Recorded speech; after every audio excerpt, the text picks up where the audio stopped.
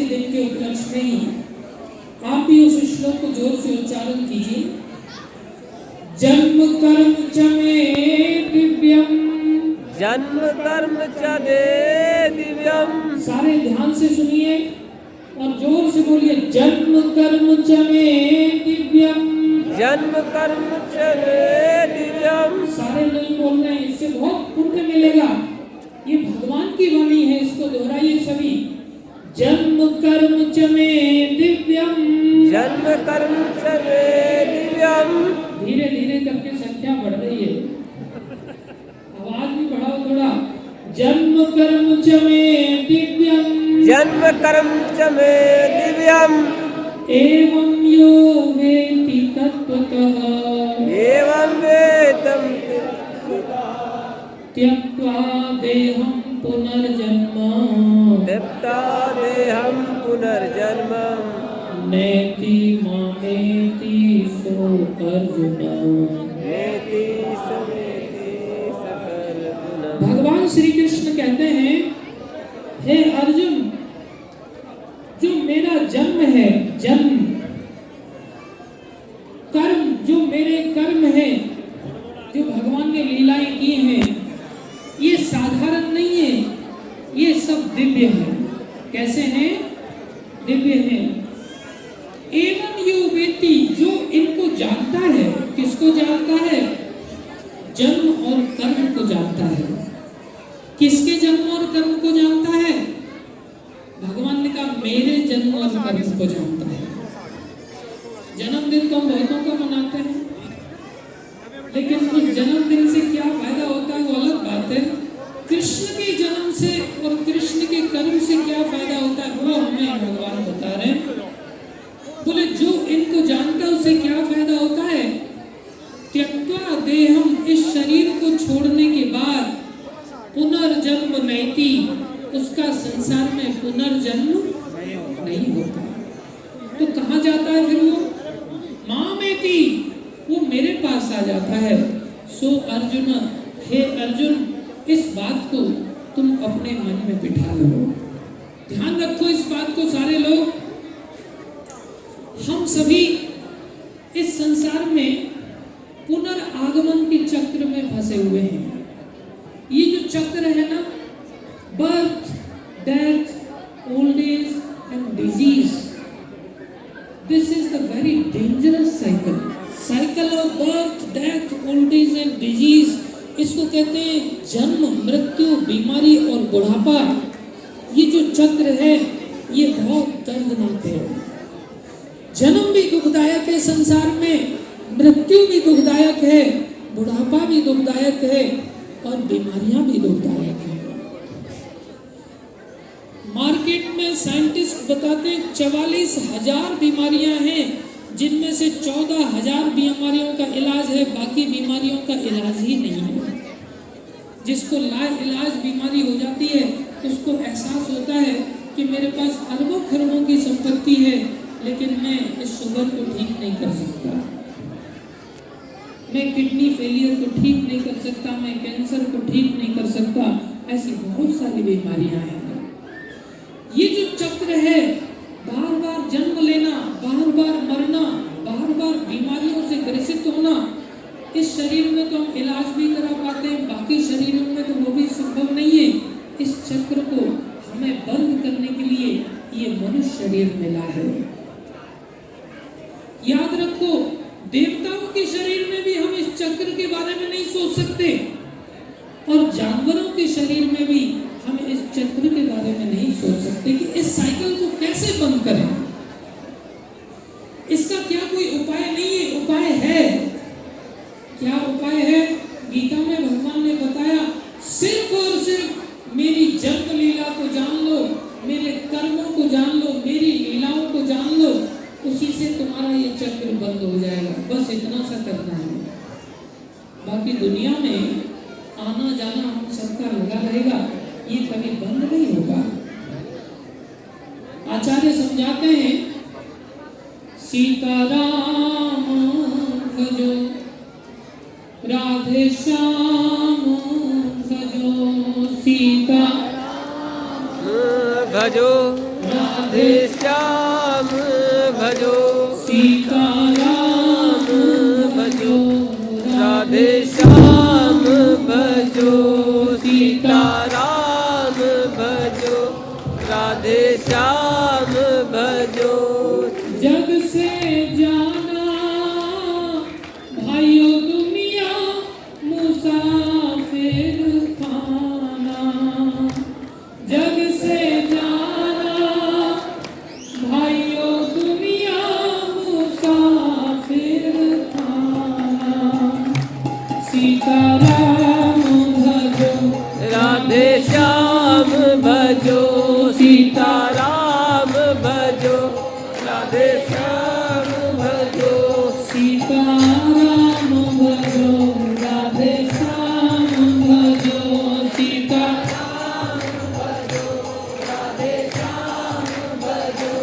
जग से जाना भाइयों दुनिया मुसाफिर खाना, जग से भाइयों दुनिया मुसाफिर खाना। एक हमारे जान पहचान वाले यही देहरादून के थे, पिता और पुत्री दोनों ही कोरोना काल में अचानक से चले गए। बहुत अमीर थे फिर भी चले गए। इस संसार से हम सबको मौत का सामना करना है। कोई जग में रहा ना रहेगा, कोई जग में रहा ना रहेगा। सारे बोलते नहीं, लगता है कुछ लोग रह जाएंगे। अरे कोई नहीं रहेगा, कोई जग में रहा ना रहेगा, कोई जग में रहा ना रहेगा। जाना एक रोज सबको पड़ेगा, जाना एक रोज सबको पड़ेगा। जाना एक रोज सबको पड़ेगा, जाना एक रोज सबको पड़ेगा। आप लोगों को हिंदी समझ में नहीं आता क्या? अरे सारे जोर से बोलो, जाना एक रोज सबको पड़ेगा, जाना एक रोज सबको पड़ेगा। जिसने धारा जन्म उसने होना खत्म, जिसने जिसने धारा जन्म उसने होना खत्म,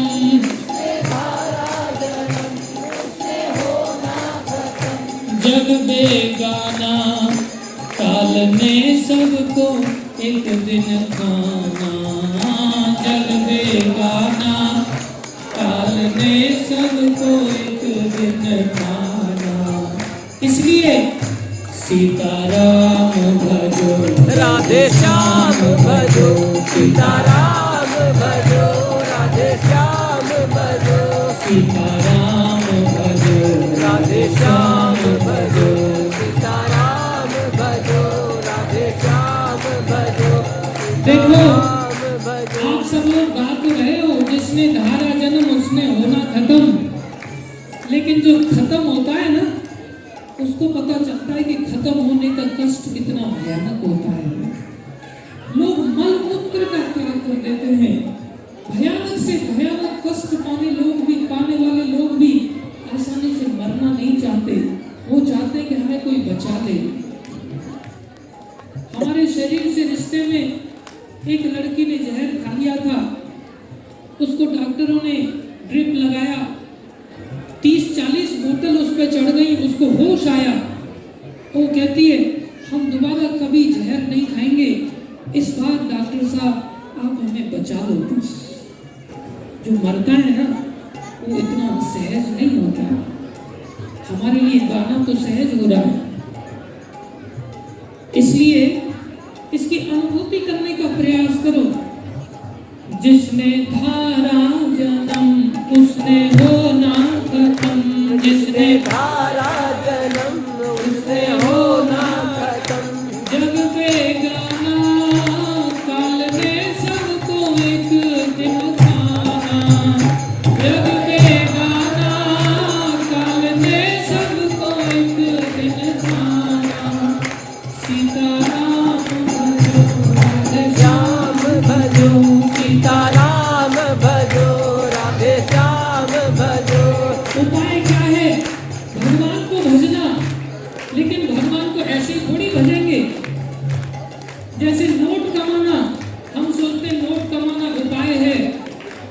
के नोट ऐसे ही कोई नहीं कमाने जाता, पहले नोट की महिमा समझता है कि 2000 के नोट की क्या महिमा है, 500 के नोट की क्या महिमा है, 100 के नोट की क्या महिमा है, महिमा सुननी पड़ती है।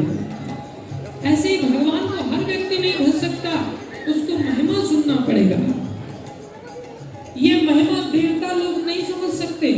क्यों? देवलोक में, देव योनि में इतने भोग हैं कि उनको बिठा करके ये बात समझाई नहीं जा सकती। इतने भोग हैं। कोई कहे फिर पशु जीवन में समझ में आएगा कि नहीं, पशु जीवन में भय इतना ज्यादा है कि वहां पानी पीने के लिए भी पक्षी 50 बार देखता है, कोई आ तो नहीं रहा है, इतना भय है। चारों तरफ भय बैठा रहता है पशुओं में। लेकिन मनुष्य शरीर एक ऐसा शरीर है जिसमें ऐसा मौका है। हालांकि मनुष्य शरीर भी मुक्त नहीं है। मनुष्य शरीर में क्या समस्या है? मनुष्य शरीर में शोक की समस्या है। किसकी समस्या है? शोक। मनुष्य शरीर में हम सभी शोक युक्त रहते हैं। शोक किस चीज का? कोई व्यक्ति संसार में किसी के हाथ से कुछ चला जाता है तो शोक करता है। किसी ने कुछ पा रखा हो, क्या वो शोक नहीं करता? किसी ने बहुत कुछ पा लिया हो, क्या वो शोक नहीं करता? वो भी शोक करता है। वो किस चीज का शोक करता है भाई? वो शोक करता है कि मुझे ये चीज अभी नहीं मिली। जो मिला उसकी चिंता नहीं करता, जो नहीं मिला उसको लेकर के शोक में डूबा रहता है। और वो सोचता है कि भाई अभी ये चीज नहीं मिली, ये दिल मांगे और चाहिए, कर लो दुनिया मुट्ठी में। हमें इस चीज का शौक होता है। एक अमीर व्यक्ति, अरबपति व्यक्ति, हम लातूर गए, वहां मिला। वो कहता प्रभु जी हमारे पास इतना धन है, इतना धन है कि जैसे समुद्र में जल है। कितना धन है? जैसे समुद्र में जल है, अपार धन है। लेकिन फिर भी मन में शोक है। मन में इतना जल होते हुए भी प्यास बुझती नहीं है। हमने कहा क्यों नहीं बुझती? बोले बता दिया मैंने आपको कारण। बोले बताइए। आपने तो बोला समुद्र में जल है, इतना धन है। बोले हाँ, कारण भी उसी में छुपा हुआ है। बोले कारण क्या है? बोले वो खारी पानी है। समुद्र का पानी कैसा होता है? खारी। इतना अपार धन होने के बाद भी वो धन खारी पानी की तरह है, चित्त में संतुष्टि नहीं ला पाता। लेकिन आपको देख करके ऐसा लगता है कि आपके पास उतना धन तो नहीं है जितना हमारे पास समुद्र के जल की तरह है। आपके पास कुएं में पानी की तरह नजर आता है। आप एक काम कीजिए, आप हमें कुएं के पानी में से थोड़ा सा पानी दे दीजिए जिससे कि हमारी प्यास बुझ जाए। हमने कहा एक काम करते हैं, आप हमारे कुएं से 2 बूंद ले लीजिए और समुद्र में से धन 2 बूंद हमें दे दीजिए। हम उसे प्रचार पे लगाएंगे, जन्माष्टमी के उत्सव में लगाएंगे, फीस्ट करेंगे, पुस्तक वितरण करेंगे, बहुत कुछ कार्यों में लगाएंगे। आपके अपार जल में से 2 बूंद दे दीजिए। इतनी देर में कहते प्रभु जी जरूरी फोन आया, मैं अभी आया। और उसके बाद वो लौट ही नहीं आया बेचारा। तो संसार में हमारे पास सब कुछ होने के पश्चात भी बड़े बड़े एफडी करके रखे हुए लोगों ने फिर भी चित्त में शोक जाता, शोक भरा पड़ा है। हम सभी शोक युक्त हैं। 50,000 कमाने वाला, 10,000 कमाने वाला, 50 लाख कमाने वाला, 50 करोड़, 50 अरब, 50 खरब, दुनिया में कोई कितना भी कमाने वाला है, वो सभी शोकाकुल हैं, शोक युक्त हैं। लेकिन फिर भी ये भोगों से और भय से ये शोक अच्छा है। किससे अच्छा है? भोगों से और भय से।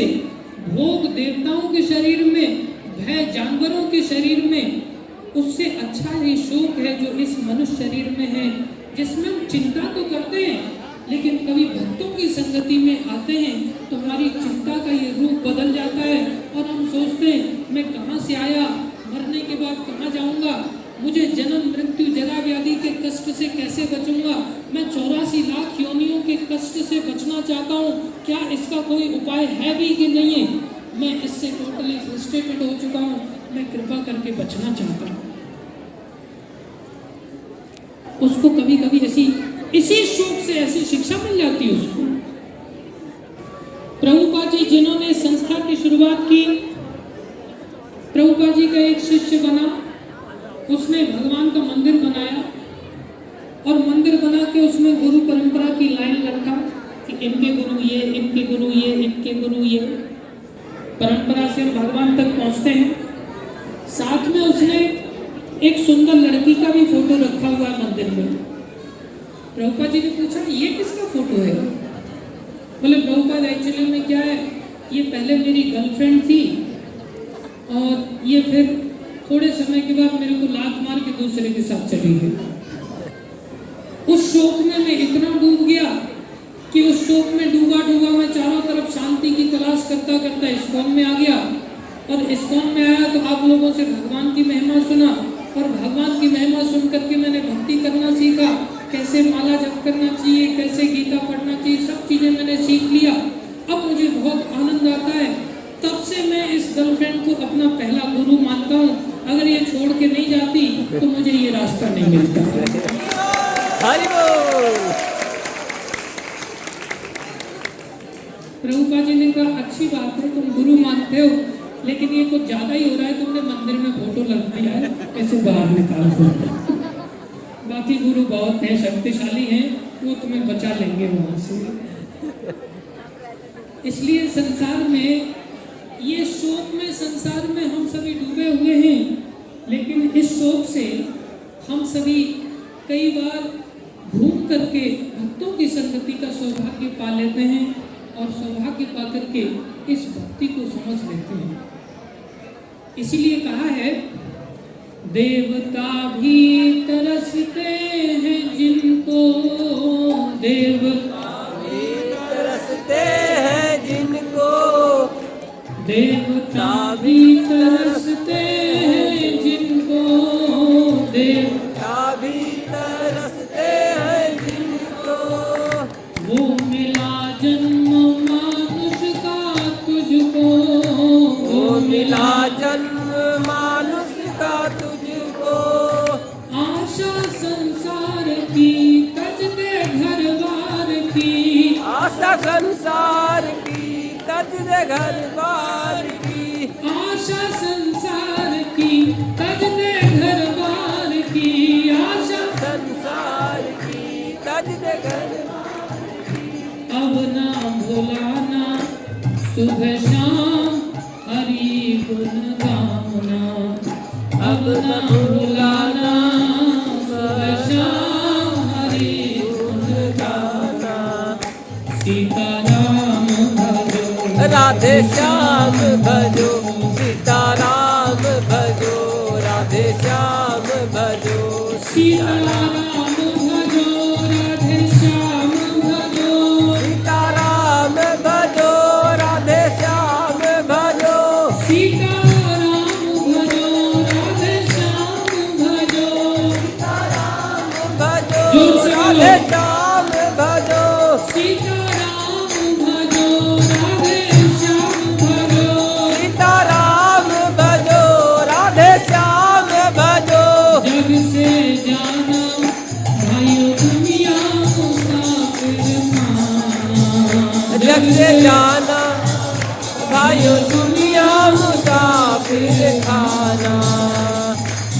हरे कृष्णा कृष्णा कृष्णा हरे हरे, हरे कृष्णा हरे राम, राम राम हरे हरे, हरे कृष्णा कृष्णा कृष्णा हरे हरे, हरे राम राम राम हरे हरे, हरे कृष्णा कृष्णा कृष्णा हरे हरे, हरे राम राम राम हरे हरे हरे कृष्णा कृष्णा कृष्णा हरे हरे हरे राम राम राम हरे हरे हरे कृष्ण कृष्ण कृष्ण हरे हरे हरे राम राम राम हरे हरे कृष्णा कृष्णा हरे हरे हरे राम राम राम हरे हरे हरे कृष्ण कृष्ण कृष्ण हरे हरे हरे राम राम राम हरे हरे हरे कृष्ण हरे कृष्णा कृष्णा कृष्णा हरे हरे हरे राम राम हरे हरे हरे कृष्ण कृष्ण कृष्ण हरे हरे हरे राम राम हरे हरे हरे कृष्णा कृष्णा कृष्णा हरे हरे हरे राम हरे हरे ध्यान दो, इस आवागमन के चक्र से, इस जन्म मृत्यु के चक्र से हम बच सकते हैं यदि भगवान के इस जन्म कर्म को जान लेते हैं। और भगवान कहते हैं फिर वो शरीर छोड़ने के बाद कहाँ जाएगा, पुनर्जन्म लेगा क्या संसार में? बोले नहीं, माँ बेटी वो मेरे पास आ जाएगा। कहाँ आ जाएगा? मेरे पास। अब कुछ बातों को बहुत ध्यान से सुनने का प्रयास कीजिए। मेरे पास का अर्थ क्या है? भगवान का निवास अलग है। भगवान जहाँ रहते हैं उसे वैकुंठ लोक कहते हैं। कौन सा लोक? वैकुंठ लोक। इस संसार में जहाँ हम रह रहे हैं इसे कुंठ जगत कहते हैं। कौन सा जगत? कुंठ जगत। कुंठ जगत। कुंठ माने कष्ट। ये संसार कष्टों से भरा हुआ है। जैसा हमने बताया, अरबपति खरबपति व्यक्ति भी यहाँ कष्ट ही पाता है। इसलिए इस संसार को गीता में भगवान ने कहा दुःखालयम अशाश्वतम। अर्जुन, ये संसार दुखों का घर है। ये मत सोचो कि तुम पार्षद का इलेक्शन जीत जाओगे तो खुशी हो जाएगी सदा के लिए। नहीं, फिर सोचोगे मुझे विधायक बनना था। तुम कभी प्रसन्न नहीं हो सकते संसार में। ऐसे बहुत सारे लोग हैं यहाँ बैठे हुए, कुछ पार्षद भी हैं, कुछ विधायक भी हैं, कुछ मंत्री भी हो सकते हैं, कुछ संतरी भी हो सकते हैं। कोई खुश नहीं है। जैसे कोई चोर खुश नहीं हो सकता, ऐसे ही चाहे वो हीरा चोर है या खीरा चोर है, चोर चोर होता है। ऐसे संसार में जो गिर पड़ा है वो कभी खुश नहीं हो सकता। कहाँ खुश होंगे? सुखालय में जाके खुश होंगे, इस दुखालय में नहीं। सुखालय कहाँ है? भगवान का धाम, वैकुंठ धाम। उसी का नाम गोलोक वृंदावन धाम भी है। भगवान का धाम गोलोक वृंदावन धाम से भी जाना जाता है। तो हम सभी को भगवान कह रहे हैं वो व्यक्ति मेरे पास आ जाता है अर्थात वैकुंठ को प्राप्त हो जाता है।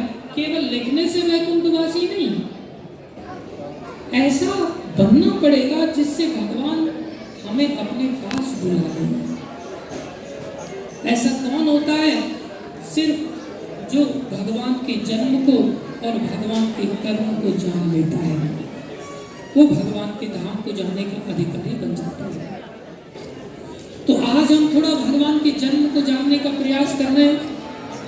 भगवान कह रहे हैं जन्म तो भाई मेरा भी होता है, लेकिन ये साधारण नहीं है, ये दिव्य है। हम लोगों का जो जन्म है ये साधारण होता है। हमारे जन्म पर और भगवान के जन्म में बहुत अंतर होता है। भगवान का जो जन्म होता है उसको अवतरण कहते हैं। क्या कहते हैं? अवतरण। अवतरण। अवतरण मतलब भगवान उस वैकुंठ से उतर के आते हैं, इसलिए भगवान के जन्म को क्या कहते हैं? अवतरण। अवतरण। और जो हमारा जन्म है उसको प्रकरण कहते हैं। क्या कहते हैं? प्रकरण। प्रकरण मतलब जो प्रकृति के कारण होता है, इसलिए हमारा जन्म क्या कहलाता है? प्रकरण कहलाता है। भगवान आते हैं तो अपनी इच्छा से आते हैं, हम अपनी इच्छा से नहीं आते। हमें जबरदस्ती प्रकृति डालती है किसी के गर्भ के अंदर। भगवान जबरदस्ती नहीं आते, अपनी इच्छा से आते हैं, हम जबरदस्ती डाले जाते हैं। एक बालक बड़ा हो जाता है, माता पिता बेटा पढ़ा लिखा के बड़ा करते हैं, नौकरी चाकरी कहीं लगती नहीं, तो घर वाले पिताजी कहते हैं ये निठल्ला बैठा रहता है, कहीं जाता नहीं, कमाता धमाता नहीं, तेरे को मैंने जन्म ही क्यों दिया, दुखी होके कहते हैं। तो बेटा कहता है मैंने कौन सा एप्लीकेशन फॉर्म डाला था कि आप मेरे पास नहीं बचा जन्म को, मैंने थोड़ी कहा था आपका मेरे को जन्म को। यहाँ हमें एप्लीकेशन फॉर्म नहीं डालना पड़ता, अन्यथा हर व्यक्ति एप्लीकेशन डाल के धीरू भाई अंबानी के ही जन्म लेता। हम सबका जन्म जबरदस्ती प्रकरण होता है, भगवान का जन्म स्वेच्छा से होता है, इसलिए भगवान का जन्म दिव्य है। कैसा है? दिव्य है। हम संसार में आते हैं तो हमारा जन्म दिव्य नहीं, हम यहाँ स्थान की भी चॉइस नहीं कर सकते कि मेरे को जाना कहाँ है, कौन सी कंट्री में जन्म लेना है। जैसे एक बालक का जन्म हुआ, पैदा होते ही बेचारा हॉस्पिटल में पैदा हुआ, लाइट चली गई, पैदा होते देखा अरे अंधेरा क्यों है, मैं अभी अभी पैदा हुआ, लाइट होनी चाहिए, हैप्पी बर्थडे भी मनाना चाहिए, केक वेक लाना चाहिए, मैं पैदा हुआ, यहाँ लाइट ही नहीं है। बोले लाइट नहीं है, बोले नहीं शट, मैं फिर से इंडिया में पैदा हो गया। इंडिया में ऐसा होता है, लाइट नहीं होती कहीं, वो शक, वो बेचारा सोच रहा है, दुखी हो रहा है, मैं अमेरिका में क्यों नहीं पैदा हुआ। हमारे पास चॉइस नहीं होती कि हम कहाँ पैदा होंगे, भगवान के पास चॉइस होती है कि मुझे मथुरा में जन्म लेना है, ये मेरी चॉइस है। भगवान समय निर्धारित करते हैं, भगवान माता पिता निर्धारित करते हैं, भगवान स्थान निर्धारित करते हैं, और भगवान हर स्थिति को स्वयं निर्धारित कर सकते हैं। इसलिए भगवान का जन्म कैसा होता है? दिव्य होता है। दिव्य होता है। हमारा जन्म, हमको ऐसा लगता है हमारा भी जन्म है भाई, हो सकता है जन्माष्टमी में ही कुछ लोग पैदा हुए हो, वो सोच बड़े सीना तान के बोलते हैं हम भी जन्माष्टमी को पैदा हुए, तो पता है आपको, जैसे भगवान का छोड़ के उनका ही जन्माष्टमी मनाया जाए। हम भी ऐसा क्लेम कर सकते हैं, लेकिन हमारा जन्म दिव्य नहीं होता। ऊपर से दोनों के जन्म शब्द एक जैसे हैं। जैसे ऊपर से देखा जाए तो जो फिटकरी होती है जिसे एलम कहते हैं, और जो मिश्री होती है, वो दोनों का स्ट्रक्चर ऊपर से एक जैसा लगता है, लेकिन फिटकरी को मुंह में डालो और फिर फेशियल एक्सप्रेशन चेक करो उसके कैसा लगेगा। उसको एकदम से घना करे क्या मुंह में डाल दिया, और थोड़ी सी सौंफ मिला के मिश्री के टुकड़े खा लेते, आनंद मुखवास के रूप में। ऊपर से दिखने में एक जैसा लग रहा है, लेकिन बहुत बड़ा अंतर है। ऐसे ही भगवान श्री कृष्ण का जो जन्म है और हमारा जो जन्म है, ऊपर से दिखने में जन्म ही करता है, लेकिन वो जन्म कैसा है? दिव्य है, मिश्री की तरह है। और हमारा जन्म प्रकरण है, दिव्य नहीं है। हमारा जन्म मुसीबत है, आफत है। याद रखो इस बात। क्या हुआ? भगवान श्री कृष्ण किसी भी परिस्थिति में जन्म लें, वो सब दिव्य होता है। आज भगवान की जन्म लीला है, आगे से भगवान अपनी अन्य लीलाएं करेंगे, उन्हें कर्म लीला कहते हैं। इसलिए आप सब जन्माष्टमी के इस दिवस से संकल्प लो कि आज से हमें भगवान की इन लीलाओं को जानना है। कैसे जानेंगे? सुन करके जानेंगे। कैसे? सुन करके। इस मृत्यु लोक में केवल यही एकमात्र उपाय है जो हमारा बचाव कर सकता है, और कोई बचाव नहीं कर सकता। महाराज परीक्षित जो सारे संसार के राजा थे, उनको जब 7 दिन बाद तक्षक द्वारा काटे जाने का श्राप मिला कि तुम्हारी 7 दिन बाद मृत्यु होगी, तब उन्होंने बहुत सारे उपाय विचार किए साधु संत लोगों के साथ, लेकिन कोई उपयुक्त उपाय नहीं नजर आया सिवाय श्री कृष्ण की इस लीला को सुनने के अतिरिक्त। उन्होंने क्या किया? संसार का सब राजपाट आदि छोड़ करके गंगा किनारे जाकर के बैठ गए, और सुखदेव गोस्वामी के माध्यम से इस भागवत कथा को 7 दिन रात रात कंटिन्यूस रूप से सुना। कैसे सुना? जल का त्याग करके 7 दिन तक पानी तक नहीं पिया। इतना ही नहीं, भोजन का भी त्याग किया।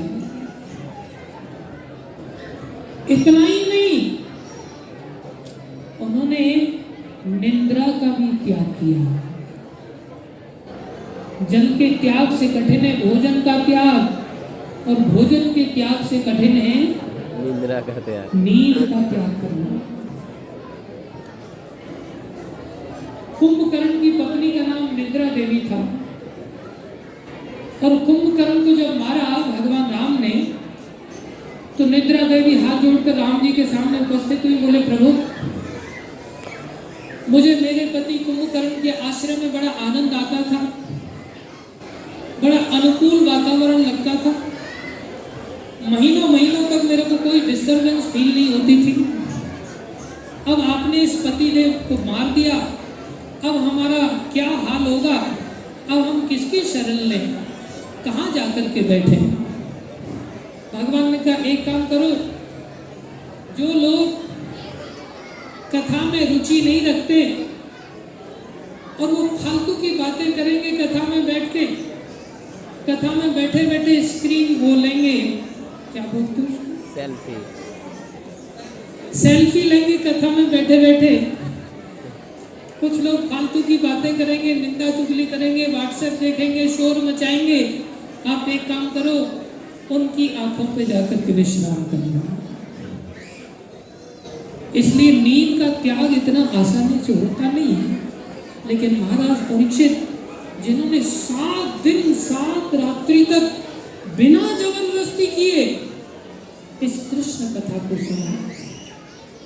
विशेष रूप से जो भागवत कथा है, ये 12 स्कंद की कथा है। 9 स्कंद तक इसमें भगवान के अन्य अवतारों का वर्णन आता है। 10वें स्कंद में भगवान श्री कृष्ण की कथा आरंभ होती है, जहाँ से जन्म लीला की शुरुआत होती है। आप लोगों के 3-4 दिन पहले जब 7 दिन की सप्ताह होती है, उसमें 3 दिन तक बाकी कथाएं होती हैं, 3.5 दिन तक। उसके बाद 10वां स्कंद चालू होता है। आपको तो सीधा जन्माष्टमी के दिन कृष्ण का जन्म सुनने को मिल रहा है। उसके लिए तो कम से कम थोड़ा धैर्य धारण करके सुनना चाहिए।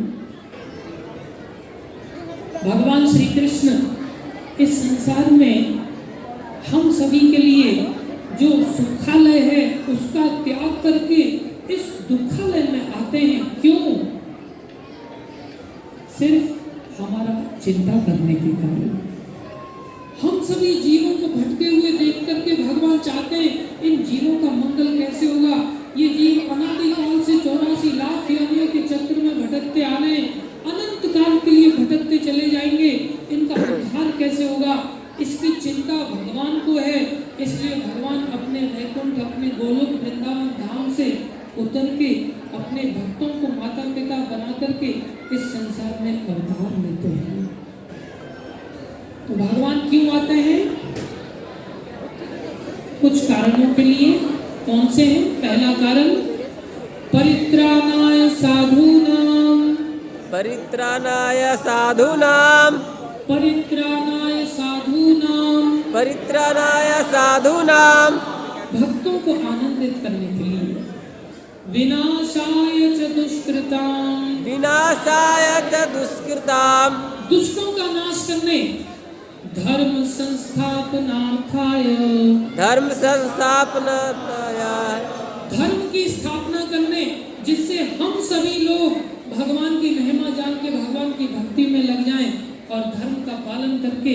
धर्म क्या है? भगवान के कानून, भगवान के कानूनों को जानना, जान करके पालन करना, यही धर्म है।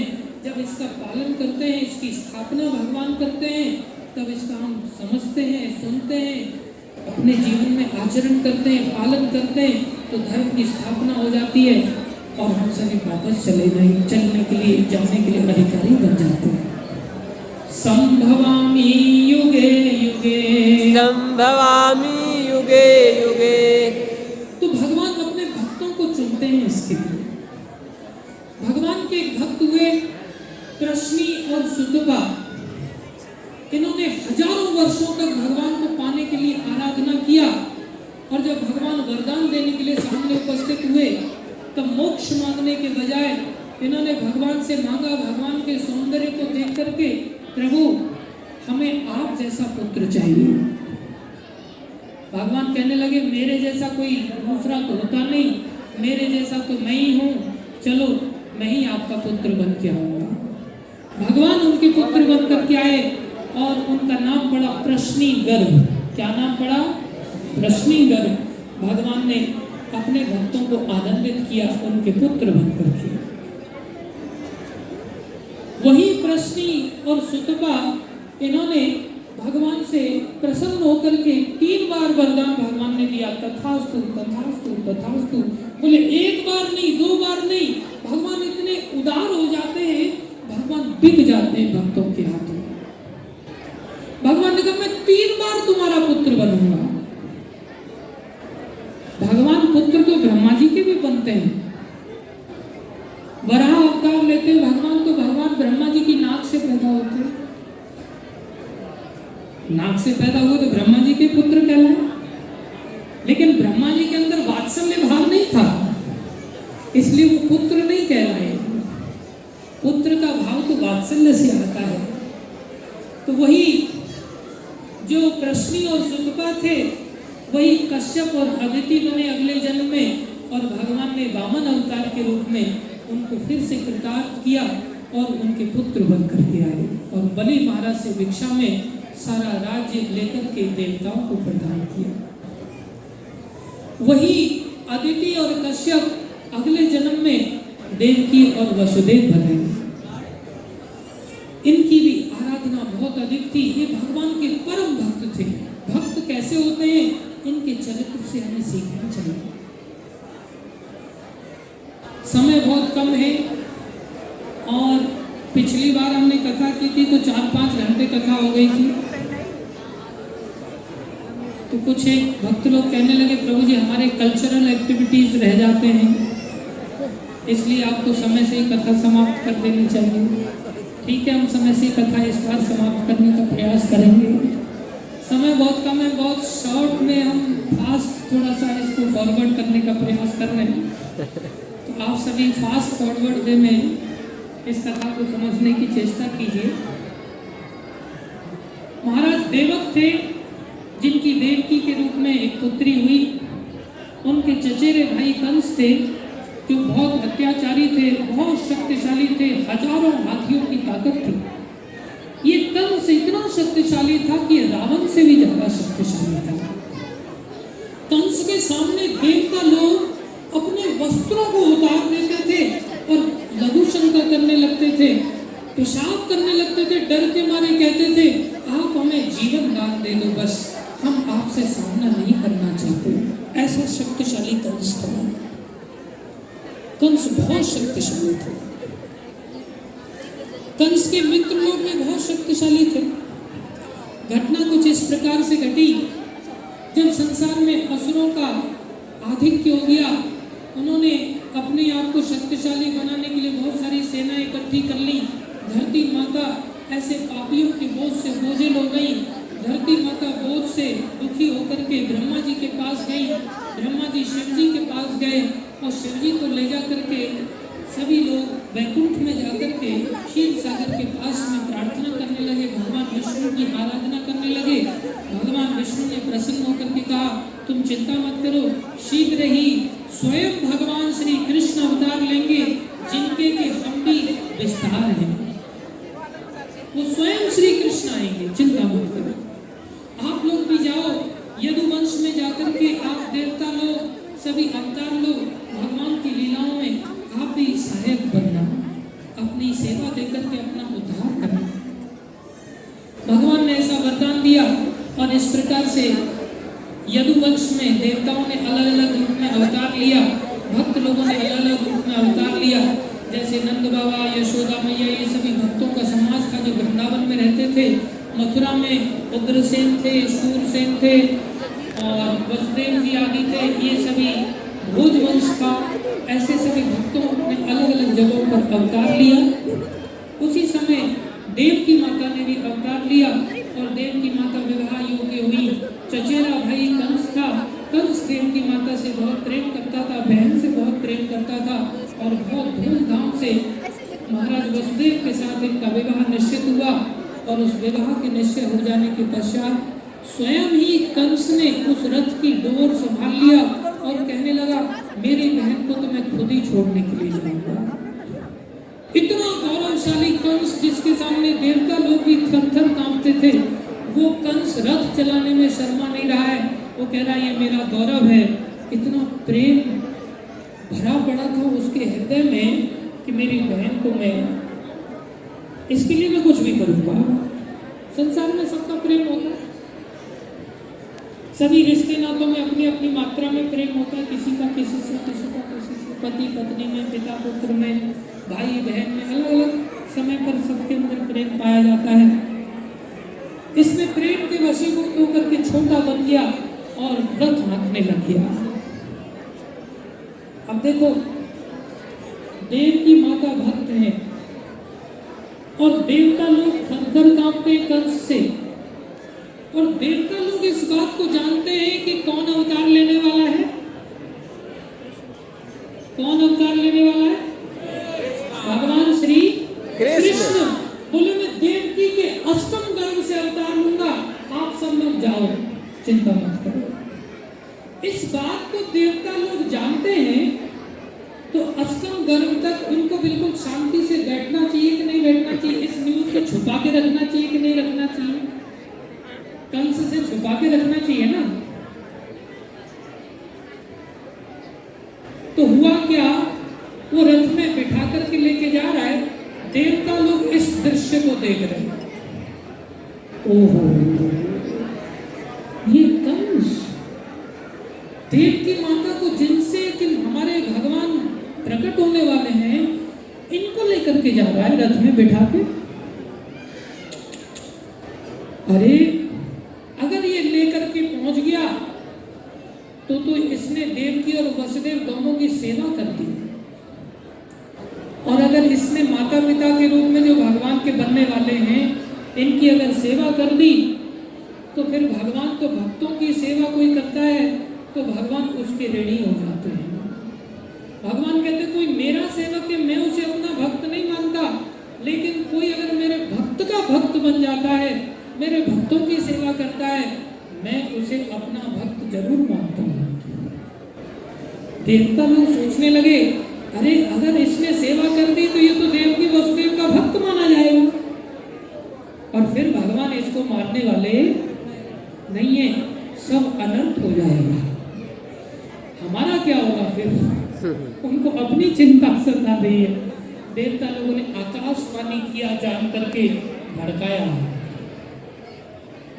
एकदम से बादल गूंजने लगे और गूंजते हुए बादलों से आकाशवाणी हुई, अरे मूर्ख कंस, तुम जिस खुशी के साथ, जिस उत्साह के साथ अपनी इस बहन को इस रथ में बिठा करके तुम स्वयं हाथ करके लेके जा रहे हो, इसी देवकी का अष्टम गर्भ तुम्हारा काल होगा। इतना सुना नहीं, एकदम से उसको भय व्याप्त हो गया। एकदम से तलवार निकाल लिया, एक हाथ से उसी बहन देवकी के बाल पकड़ लिए और एक हाथ से चमचमाती हुई नग्न तलवार को ऊपर आकाश में ले गया। जिसका कि रोज का अभ्यास था, माताएं जैसे सब्जी काटती ऐसे वो रोज आलू गाजर की तरह दोनों के सर काटता था। ऐसा आतंकी था। तलवार निकाल लिया और हाथ में बाल पकड़ करके, ये संसार होता है। जैसे उस व्यक्ति की गर्लफ्रेंड की बात कर रहा था ना, उसने फोटो रखा था। एक दिन संसार में हर रिश्ते से ऐसा ही धोखा प्राप्त होता है। इसलिए कहा है, संसार क्या बना है, ये धोखा घड़ी है। संसार क्या है, ये धोखा धड़ी है। आप सभी लोग समझते नहीं ना, क्यों धोखा हुआ नहीं ना भी। संसार क्या बना है, ये धोखा धड़ी संसार क्या बना है, ये धोखाधड़ी है। माया जाल फैला के सबके पीछे पड़ी है। माया जाल फैला के सबके पीछे पड़ी है। ये माया चक्र है जो दिखता कुछ है और होता कुछ है। मराठी में, महाराष्ट्रीयन भाषा में कहते हैं जसं दिसतं तसं नसतं म्हणून जग फसतं। जैसा दिखता है वास्तव में ऐसा होता नहीं, लेकिन लोग इस चक्कर में फंस जाते हैं। इसलिए संसार में हम सभी को इस रहस्य को समझना चाहिए और जीवन को भगवान के चरणों में सौंपना चाहिए। भगवान से कभी धोखा नहीं होता। भगवान के बारे में कहते हैं कि अरे तुम अगर भजन करोगे तो तुझे धोखा नहीं होगा। देखना धोखा देगा जमाना, देखना धोखा देगा जमाना। आशा संसार की तज दे घर बार की, आशा तज दे घर बार की। देखना धोखा देगा जमाना, देखना धोखा। इसलिए बात संतों की मन में बिठाना, बात संतों की मन में बिठाना। सीताराम भजो राधे श्याम भजो, सीताराम भजो राधे श्याम भजो, सीताराम भजो राधे श्याम भजो, सीताराम भजो राधे श्याम भजो।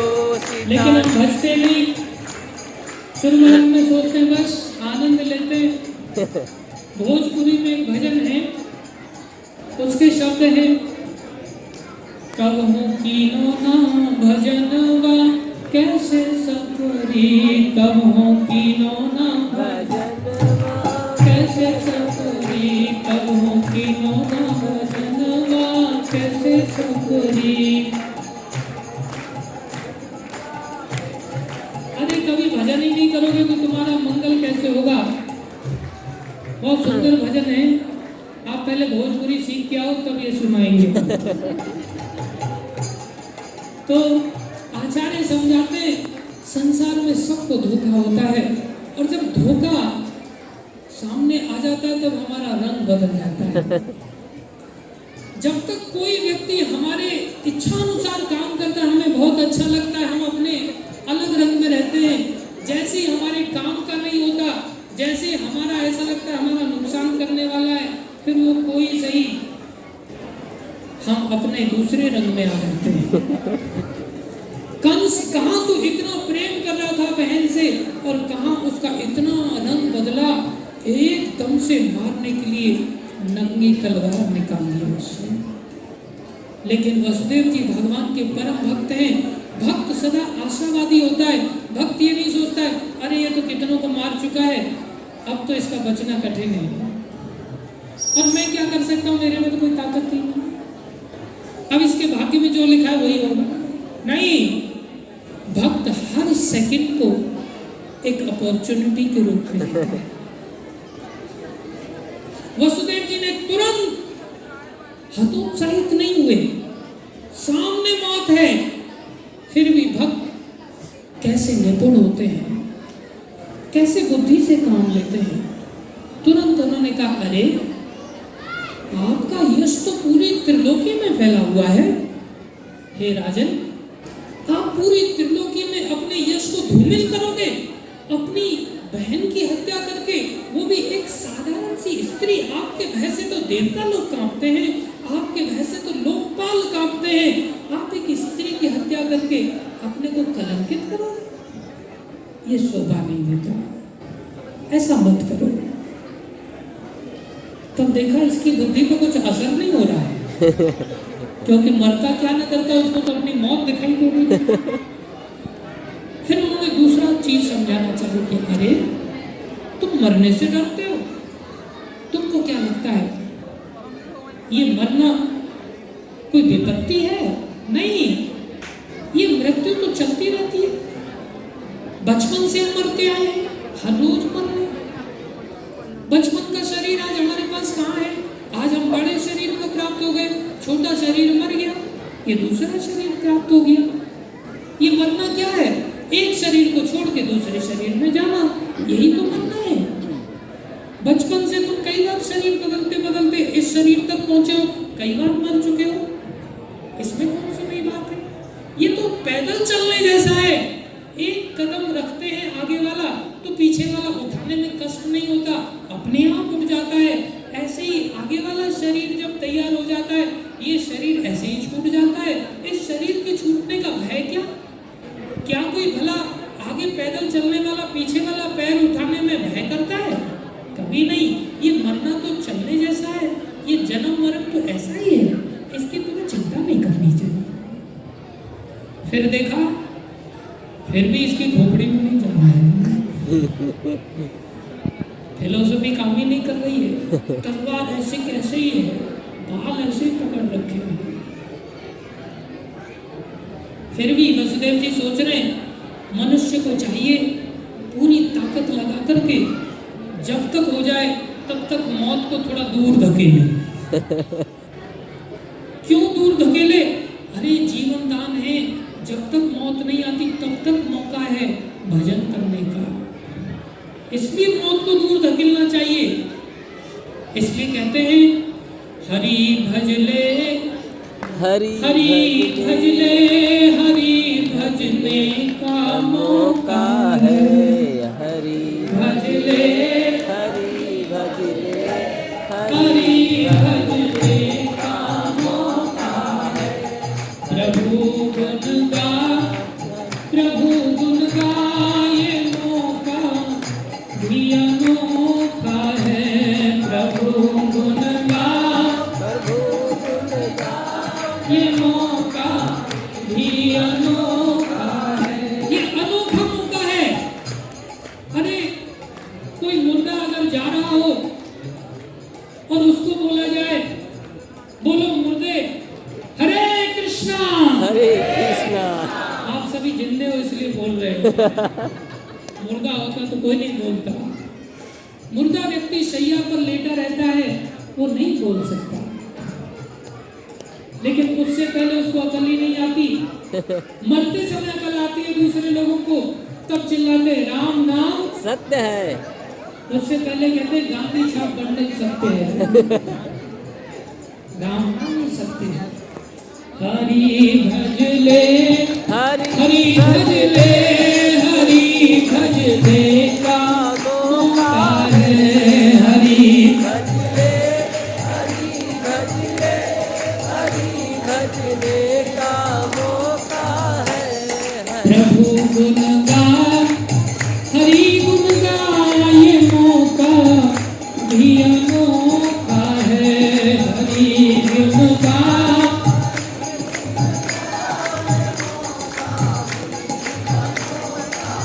संसार में हम कुछ नहीं करने के लिए आए, केवल भजन करने के लिए आए हैं, भक्ति करने के लिए आए हैं। लेकिन हम इसे सत्य नहीं मानते, हम अपनी हेयर स्टाइल को सत्य मानते हैं, इसलिए बालों को संभालते हैं। बाद में पता चलता है ये बाल तो सत्य नहीं निकले, ये तो काले से सफेद हो गए, रंग बदल दिया। फिर भी हम उनके साथ जद्दोजहद करते, जबरदस्ती करते हैं, गोदरेज हेयर डाई लगाते हैं, काटते हैं, बोलते हैं, लगा लेते हैं, सफेद बाल काले बना देते हैं। हम सोचते हैं हमारी शक्ल सूरत बहुत सत्य है, पता चलता झुर्रियां पड़ने लगी। फिर कोई एवर यूथ लगा रहा है, कोई फेयर एंड हैंडसम लगा रहा है, कोई फेयर एंड लवली लगा रहा है। कुछ भी लगाओ भाई, ये सब लटक जाएंगे। हमको लगता है हमारी फ्रेंच कट सत्य है, वो भी अपने आप ही बाल आ जाते हैं, बार बार करते रहो। सत्य भजन है। हरि भजले, हरि हरि भजले, हरि भजने का मौका है। हरि भजले, हरि भजले, हरि भजने का मौका है। चला जा रहा संसार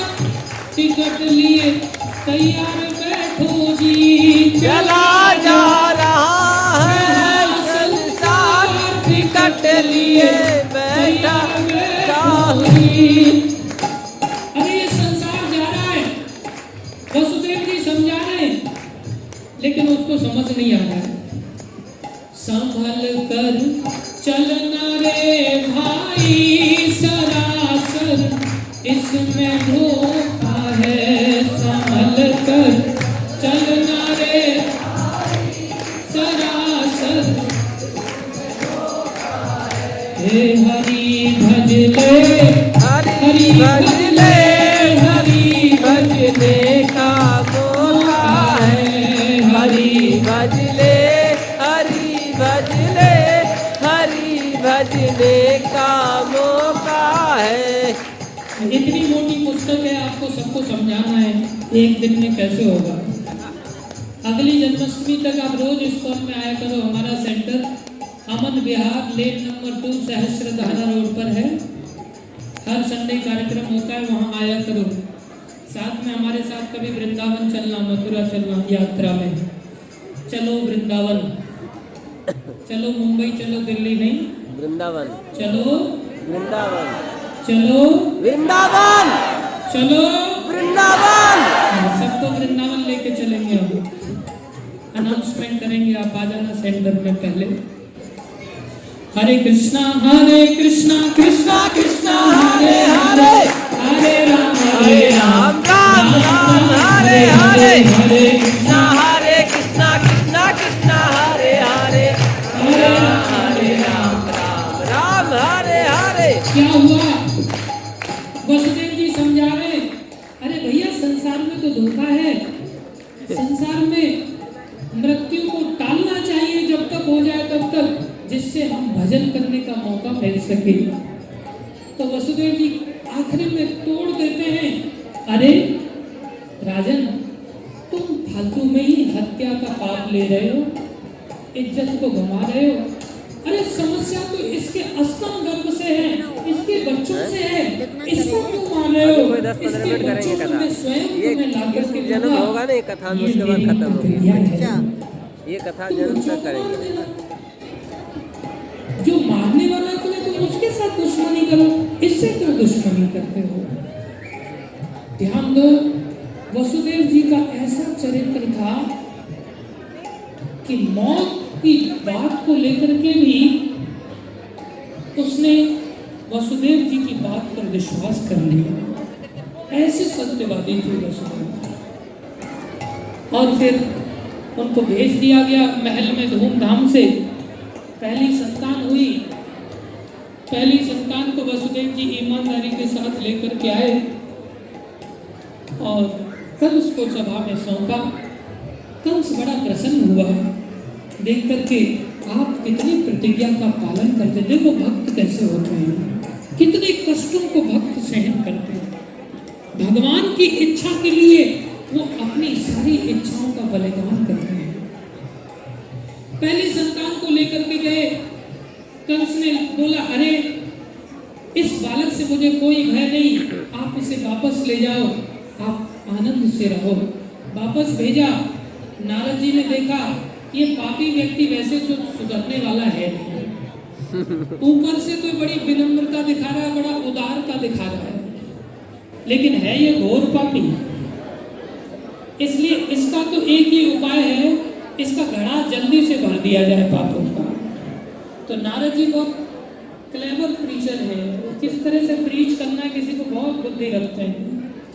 नारद जी पहुंच गए वहाँ कंस के पास। बोले दिमाग खराब हो गया तुम्हारा, ये तुमने क्या किया? बोले क्या किया मतलब? उन्होंने एक कमल का पुष्प लिया, बोला इसमें 8वीं पंखुड़ी कौन सी है बताओ जरा। तो कंस कहता वो तो पता चलेगा कहाँ से शुरुआत करते। तो नारद जी कहने लगे तेरे को क्या लगता है दुनिया में विष्णु से अधिक चालाक कोई है? हम विष्णु के भक्त हैं, लेकिन सत्य बोलना हमारा धर्म है। हमारे लिए तो तुम भी हमारा एक शिष्य की तरह है, हम तेरे से भी कोई छुपाव नहीं रखते, हम तेरे भले के लिए तेरे को समझा रहे हैं, क्यों तुम काल को गले लगा रहे हो? अरे ये अष्टम गर्भ पहला भी हो सकता है, ऐसी भूल मत करो। कंस गया और दौड़ करके जाकर के उसने उस बालक को, नवजात शिशु था, तुरंत देव की माता से छीन लिया। कितना कोमल होता है।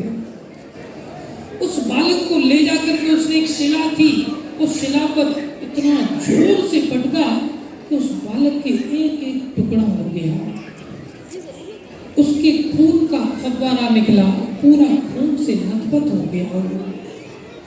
ऐसा एक बालक नहीं, दूसरे बालक के साथ भी ऐसा ही हुआ, तीसरे के साथ भी ऐसा ही हुआ, चौथा बालक भी ऐसा ही हुआ, पांचवा भी छीन के ले गया, पटका, सातवां भी छीन के लेने के लिए प्रयास किया, लेकिन गर्भ में बालक तो आया, लेकिन वो गर्भ से ही गायब हो गया, पैदा ही नहीं हुआ। उस सप्तम गर्भ के रूप में स्वयं भगवान बलराम थे, जिनको योग माया ने देवकी के गर्भ से रोहिणी के गर्भ में शिफ्ट कर दिया था, और बलराम जी की 2 माताएं हुई। दुनिया में ऐसा कोई बालक नहीं होता जिसकी माँ 2 हो, पिता 2 हो सकते, लेकिन माँ 2 नहीं देखे जाते। लेकिन बलराम जी ऐसे बालक हुए जिनकी 2 माताएं हुई, देवकी और रोहिणी माता। और फिर अष्टम गर्भ के रूप में स्वयं भगवान श्री कृष्ण का प्राकट्य होने वाला था। उस समय इतना पहरा कड़क कर दिया गया, इतने दरवाजे थे, सारे के सारे दरवाजों को इस तरह से बंद किया कि कोई विशाल सेना भी उस दरवाजे को नहीं खोल सकती। एक एक दरवाजे को तंत्र मंत्र के द्वारा अभिमंत्रित कर दिया गया, एक एक दरवाजे पर जहरीली औषधियों का लेप लगाया गया, जिससे कोई दरवाजे पर हाथ लगाए और स्वयं मर जाए। इतना कड़ा पहरा कर दिया गया। और उसी पहरे के बीच में रात्रि को, भाद्र मास की रात्रि को, अष्टमी के दिन रात्रि को 12 बजे, उस समय काल अपने आप ही उत्तम बन गया, और उस उत्तम बेला में भगवान श्री कृष्ण ने देवकी के गर्भ में पहले ही आ गए थे। देवताओं ने स्तुति किया।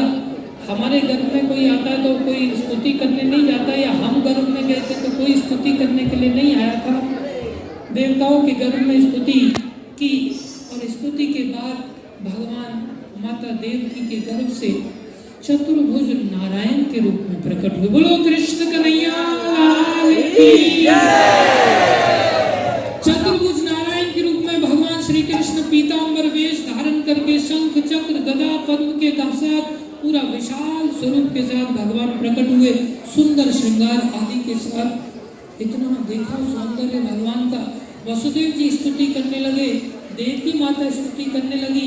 सभी भगवान को देख करके आश्चर्यचकित हो रहे देवकी वसुदेव, और प्रार्थना कर रहे, वात्सल्य भाव जागृत हो रहा है, प्रभु आप इतने बड़े हैं और कंस का भय हमें सता रहा है, इतने बड़े, अभी कंस आएगा आपको मार डालेगा, और आप छोटे होते तो आपको छुपा भी लेते, लेकिन आप इतने बड़े कहाँ छुपाए, आप छोटे बन जाओ जल्दी से।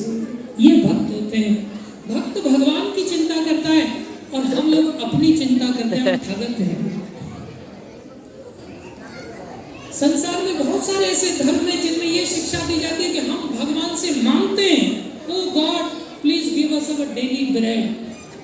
लेकिन भगवान के जो शुद्ध भक्त सनातन धर्म के अंतर्गत होते हैं, वो भगवान की चिंता करते हैं। भगवान को भोग लगा के नहीं लगाया, क्या क्या भोग में लगाया, बस 2-4 ही भोग लगाए, अरे 56 भोग लगने चाहिए भगवान को। भक्त भगवान की चिंता करते हैं, भगवान फिर ऐसे भक्तों के वशीभूत हो जाते हैं।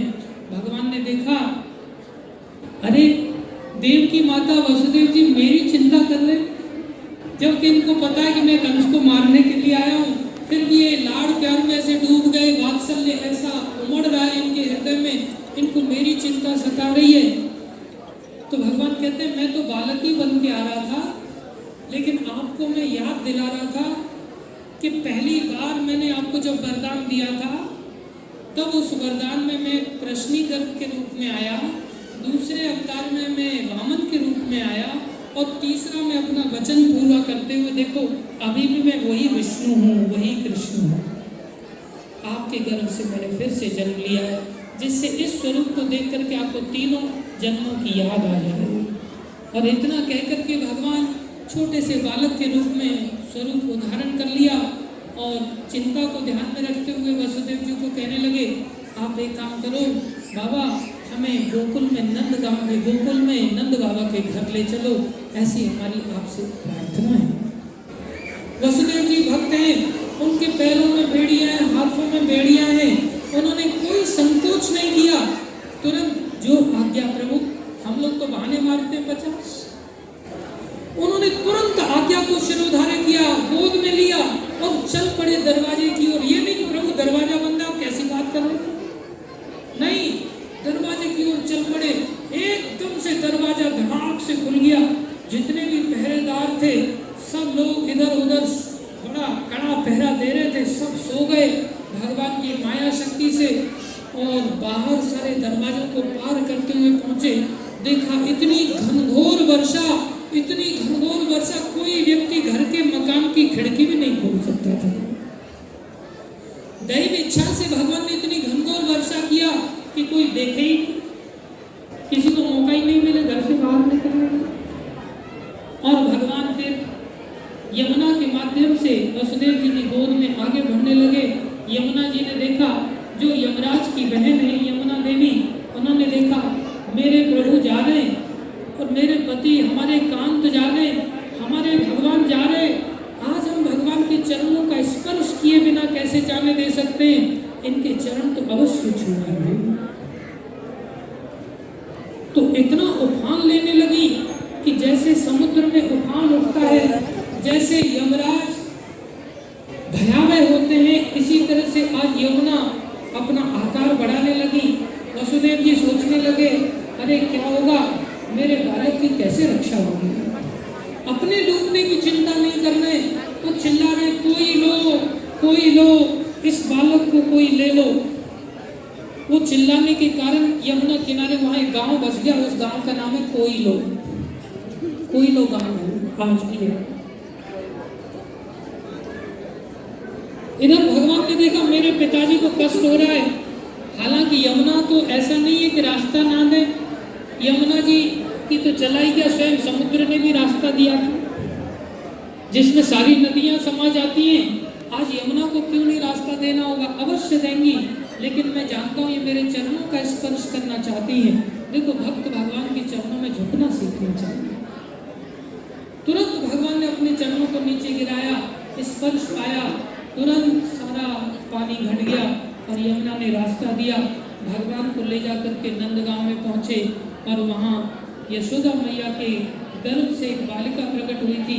उस बालिका को उठाया, अपने पुत्र को रखा, वापस आए, वापस ला करके एक एक दरवाजे से वापस आ गए, सारे के सारे सो रहे, किसी को पता ही नहीं। अंदर आकर के पहुंचे, सारे दरवाजे यथावत बंद हो गए और सारी हथकड़ी बेड़ियां सारी बंध गई। और वो बालक फिर जो कृष्ण थे वो तो नहीं रहे, अभी बालिका के रूप में जो माया देवी हैं वो रोना चालू कर देती हैं।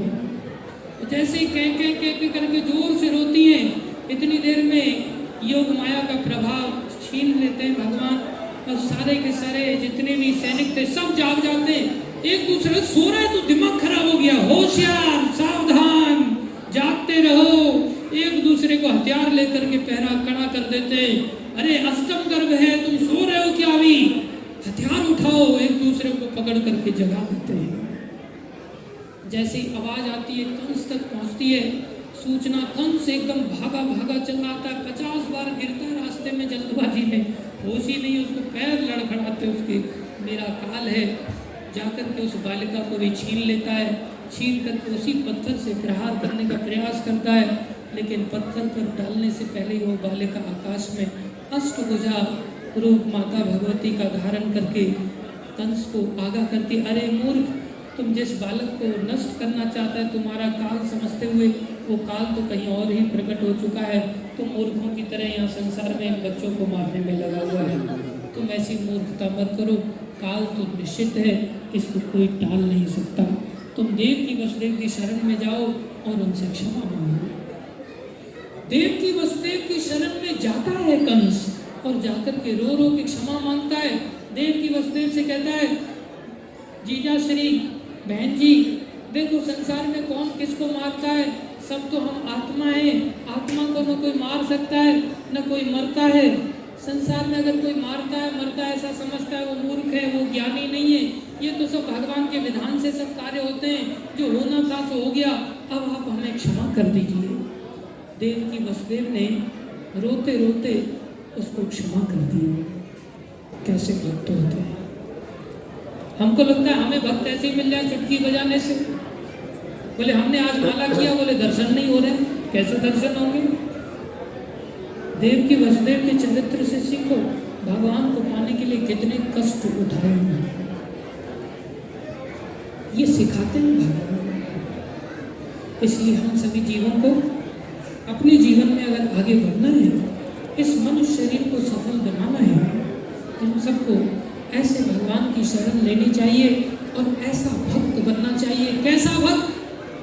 भागवत में सुखदेव गोस्वामी ने कहा, आप भी कहो इस बात को, तिरस्कृता तिरस्कृता तिरस्कृता तिरस्कृता विप्रलब्धा विप्रलब्धा शब्दा सप्ता क्षिप्ता क्षिप्ता हतापि हतापि न अस्य न अस्य तत् तत् प्रतिकुर्वन्ति प्रतिकुर्वन्ति तद्भक्ता तद्भक्ता प्रभवोऽपि।